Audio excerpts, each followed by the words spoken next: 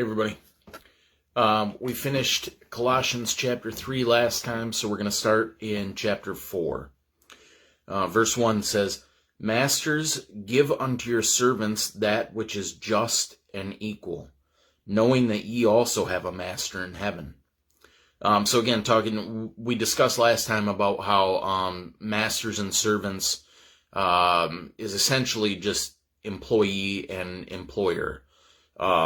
In that old economic system where you had a servitude system, you had landowners and servants and whatnot. So the encouragement here, picking up from the last chapter, he's encouraging different types of relationships. How wives are supposed to react with their husbands, how husbands are supposed to act towards their wives, how husbands are supposed to act towards their children, how employees are supposed to act towards employers. And now he's given instruction for employers on how they're supposed to treat their employees, and they should do that which is just and equal, be fair and equitable. You don't want to we live in this financial system today where the rich get richer. Like if you work at basically any sort of corporation, the CEOs and the presidents and whatnot, they're making exponentially more money than the laborers, your general labor.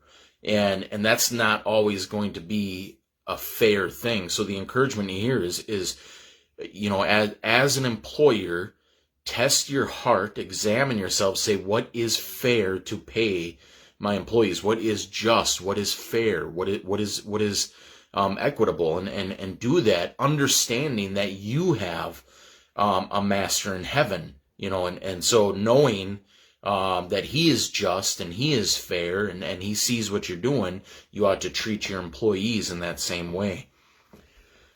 Verse 2, continue in prayer and watch in the same with thanksgiving.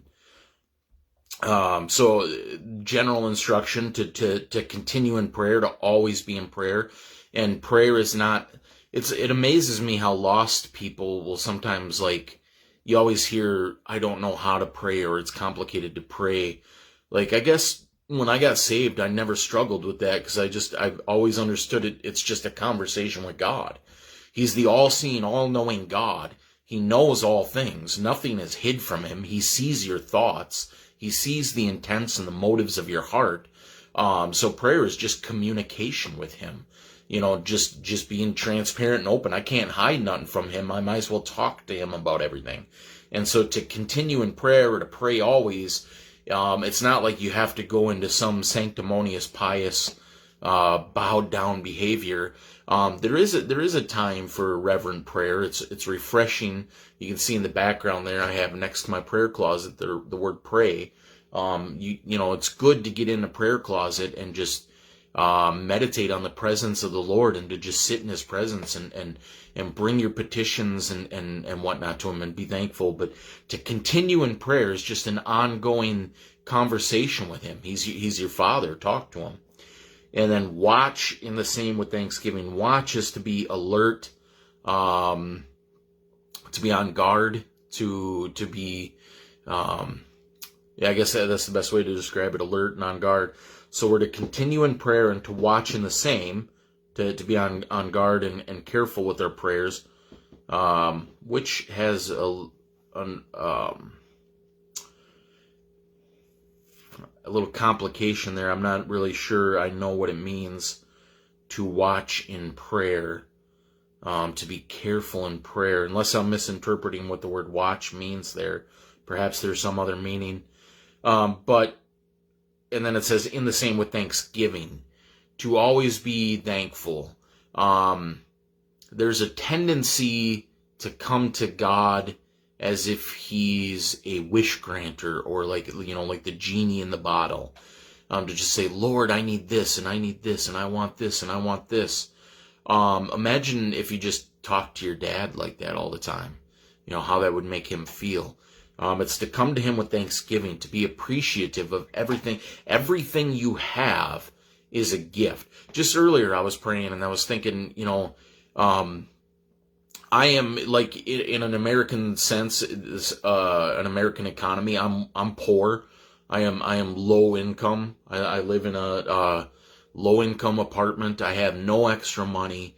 I'm literally paycheck to paycheck. Sometimes I worry about how I'm going to get groceries or how I'm going to pay for gas. But as I was praying, I was so thankful. I was like, man, I got, this is a nice apartment I got. It's nice and warm. I got warm carpet. And I was thinking, if the providence of God were different in my life, because he establishes our bounds, and his providence could have determined that I would be homeless. I could be sleeping outside right now in the freezing cold. And so I'm just thinking about how thankful I am that he has provided for me a home. I have food in the refrigerator. I have warm clothes. I have a house or an apartment. I have a dwelling place. And we should always be thankful, not complaining and groaning and mumbling and murmuring. And we live in this materialistic society where it's always want more and comparing ourselves to others, looking at what others have and then saying, oh man, why don't I have that? And we ought not be that way. We ought to be thankful for everything. You wake up and you think, man, I got a nice, comfortable bed. I've got sheets and pillows and a comforter. I'm able to stay warm. I've got a cushioned couch. I have furniture. I have, my bills are paid. I have warm socks and clothing, because there's so many people that don't have that. And it's only by the grace of God. Every good thing comes from him. So to continue in prayer and to watch in the same with thanksgiving. I feel like Thanksgiving is something we often leave out. Verse 3, with all praying also for us, that God would open unto us a door of utterance, to speak the mystery of Christ, for which I am also in bonds. So Paul asks, in your prayers, while you're watching and praying and giving thanks, also pray for us. Pray for the ministry. Pray for the laborers. Pray for those that are out preaching the gospel. Pray that God would open doors for us to proclaim this gospel, the mystery of God, the mystery of Christ. That he would give, like often when I have friends that do street level ministry, and I go out onto the street sometimes with signs and tracts, and the prayer often is, Lord, give us favor with police, with bystanders, with business owners, open that door, because one cop abusing his authority and not remembering that he swore an oath to defend the Constitution, which includes the right to free speech and the right to religion and things like that. One bad cop can ruin the whole thing. He can shut everything down. And occasionally you run into those people, like I say, that abuse their authority, that forget their oath, that think somehow it's their duty to shut down free speech when again they swore an oath to do the exact opposite. But to pray that God would open the doors, that he would prevent that from happening, that he would give favor with the police, and that he would allow the proclamation of the gospel, and Paul is praying that, he's in bonds right now. His he didn't have freedom like we do in Rome, but he had been arrested for preaching the gospel. And so his prayer was, pray that God would open doors for us so that we can proclaim this message. Because his heart is, this is the only way anybody's ever going to get saved. Everything else in life is irrelevant. It's all irrelevant. The only thing that matters is, are you going to heaven or hell? This life ends in a vapor, in a moment. So everything else you're doing is meaningless. But where are you going to spend eternity? And Paul knew that, and Paul had the answer. And so his prayer, he said, pray for me that we can proclaim this, that we can bring this to the people. There's lost sheep out there that need to hear this message. And so we ought to pray that same way also. We don't have Paul with us, but we have people who go out and do ministry. We have proclaimers of the gospel. So we ought to be praying that God opens doors and allows for effectual communication of the gospel. But I'll stop there. That was verse 3. Well, let me read verse 4 too, because it follows it. that I may make it manifest as I ought to speak. So Paul says, again, pray for me, not only that an open door may come, but that I can, that through that open door I will proclaim the gospel as I ought to speak, that the counsel of God would be proclaimed. So that's verse 4. We'll stop there, and Lord willing, we'll pick up in verse 5 next time. All right, I love you guys. Talk to you later. Hey, everybody. We're continuing on in the book of Colossians. We're in chapter 4. We read through verse 4, so we're going to pick up here in verse 5. Walk in wisdom toward them that are without, redeeming the time. Such a crucial verse. So when it says those that are without, it's talking about those outside of the body, those that are not born again Christians. And we're supposed to walk in wisdom around them, to be cautious about our behavior and our speech and everything else that we present to the world, because we represent Jesus Christ. When you call yourself a Christian, when you say that you're a born-again Christian, you are now a representative of Jesus.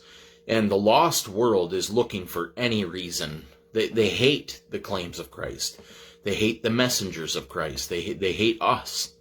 And so they're looking for any reason at all to dismiss us or to ridicule us or to mock us or to call us hypocrites. So if they see you doing anything, in failure or outside of the standards of ethical Christianity, that they're likely to go, oh, and you're a Christian, and that kind of accusatory tone. Plus, like I say, we represent him, so we want to be loving and compassionate and kind. We want people to know that we're trustworthy, that we don't lie, that we keep our word, that we're honest. Again, because we represent him. And as representatives of Christ, we want to be faithful to that. So we have to walk in wisdom towards those that are without. And then redeeming the time.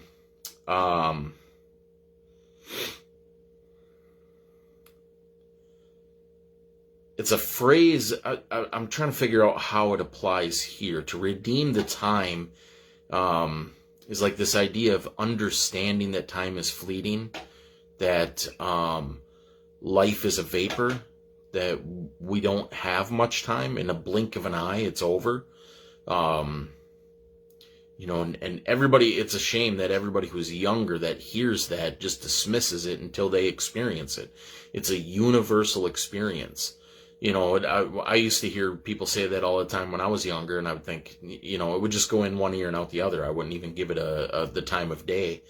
But now, here I sit, and 40 years has gone by in a blink. It's mind-numbingly insane to me to think that I'm 40 years old. Like, just saying it just seems so awkward. It's like, how? It doesn't seem possible, because time is so quick. And because time is quick, we have to be cautious on how we live, how we represent ourselves. So I'm just, like I say, I'm trying to figure out in the context here. So we're to walk in wisdom towards those that are without. We're to be careful about our presentation, about our life in front of others, because time is short, redeeming the time. Like, I don't understand that part. Maybe I'm missing something that's really simple. But I'll move on. 6, let your speech be always with grace, seasoned with salt, that you may know how ye ought to answer every man. Again, he goes into speech here, in the context about how to walk in wisdom towards those that are without, to be cautious with how we talk. If we talk just like the lost world, if we're around people and we're telling perverse jokes and using foul language and talking about nonsense, perhaps that's what redeeming the time is. Yeah, it's often grievous to Christians, because I know this because of the brothers I talk to. When you're around other believers and the conversation turns to like hobbies or vocation or even family, it's like, because that's not what we desire to do. We desire to talk of Christ. We don't have time to waste on frivolous nonsense, on vanity. This world life is a vapor, and this world is vanishing. It's going away. So why do we focus so much time and energy and speech on useless things? Our desire is to always talk of Christ, to always talk of eternal things. And when we're dealing with people outside of the church, we have to be cautious with our speech. We have to be careful of how we talk to others, and it always should be gracious speech, full of grace, unmerited favor. We ought to have kind, benevolent speech towards others. And then it says seasoned with salt, and there's a lot of debate on what that means.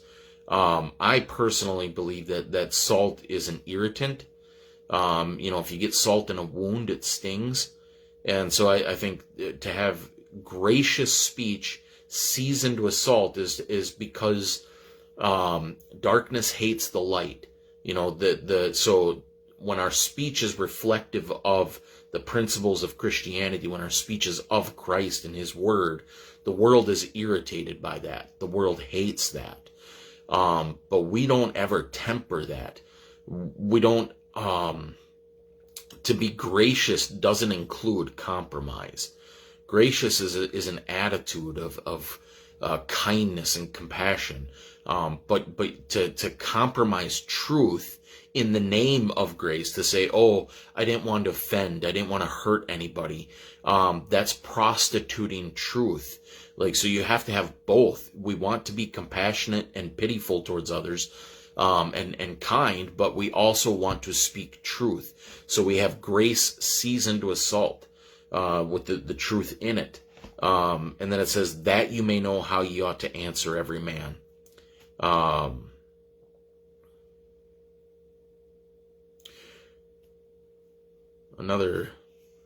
don't know if I'm just drawing a blank here today or what, but so let our speech be always with grace, seasoned with salt, that. So it's like here's the purpose of that. You want to have gracious, salty speech, so you will know how to answer every man. How does that apply? I'm missing things. I don't know. It seems like that's pretty straightforward. I'm just having an off day, I guess. I'm not catching what's meant by that. But it makes me think of verses like, be prepared always to give an answer, the hope that is in you. Be ready in season and out of season. So that we will know how we ought to answer every man. I guess our answers always should be gracious saltiness. Grace with salt.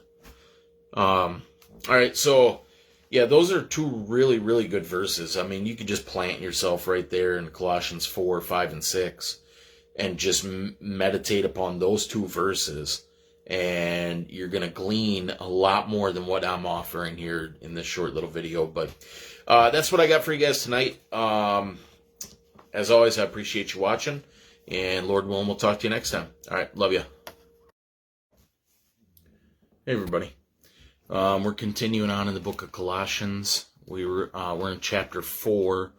We read through verse 6, so we're going to pick up in verse 7. It says, all my state shall Tychicus declare unto you, who is a beloved brother and a faithful minister, and fellow servant in the Lord, whom I have sent unto you for the same purpose, that he might know your estate and comfort your hearts.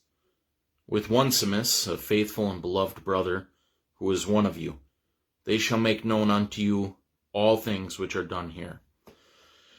That part, Paul's just telling the Colossians, be prepared, Tychicus and Onesimus are coming. So nothing really to draw out of those verses. Aristarchus, my fellow prisoner, saluteth you, and Marcus, sister's son to Barnabas, touching whom ye received commandments. If he come unto you, receive him. And Jesus, which is called Justus, who are of the circumcision. These only are my fellow workers unto the kingdom of God, which have been a comfort unto me. Epaphras, who is one of you, a servant of Christ, saluteth you, always laboring fervently for you in prayers, that ye may stand perfect and complete in all the will of God. Well, I guess we can pull from that. So this is just the, what do they call it? A salutation? Not a salutation. That's when you, that's the beginning of a letter, right? This is the, I don't know what you call it, the end. He's signing off here. And just listing some of the people that have been with him, some other brothers and sisters, and he gives some praise to Epaphras, who is one of you, so he must be from Colossae.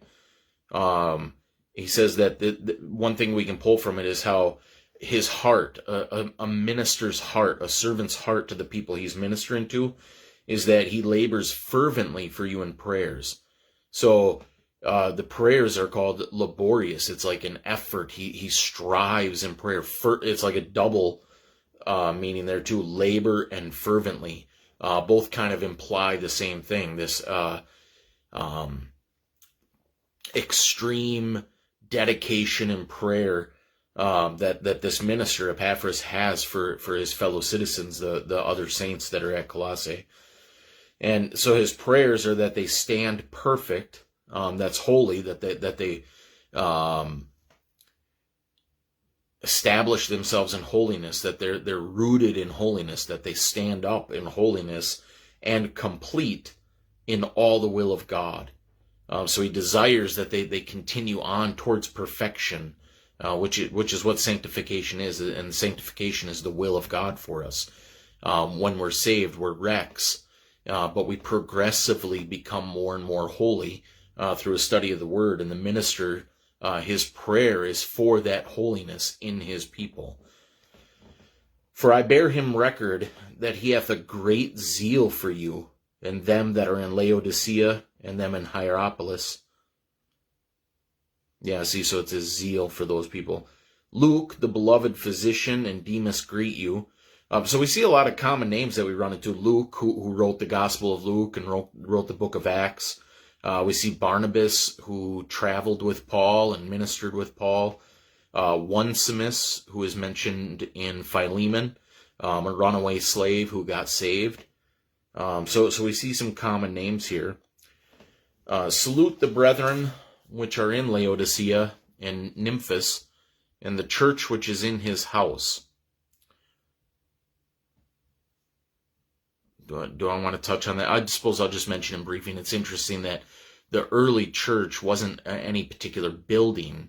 We refer to churches now as these buildings on the corner, but churches originally was just a group of brethren meeting together in people's houses. And when this epistle is read amongst you, cause that it be read also in the church of the Laodiceans, and that ye likewise read the epistle from Laodicea. Because they didn't have a ready access to the scriptures. The scriptures, the canon wasn't complete yet. If you put yourself in those shoes back then, maybe in the temple you had access to the Old Testament writings, and then you would get a letter from Paul.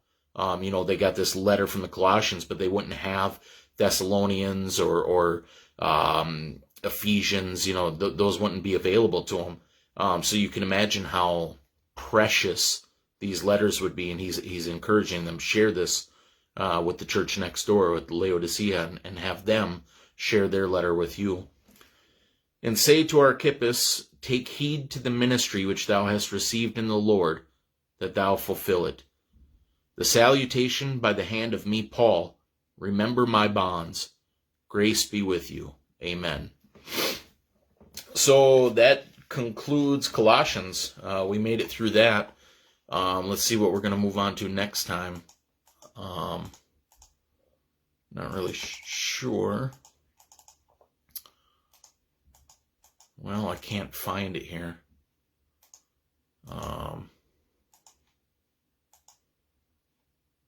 Galatians. We're going to go into Galatians next. So, we're done with Colossians. That's what I got for you guys tonight. As always, I appreciate you watching. I love you guys, and we'll talk to you next time.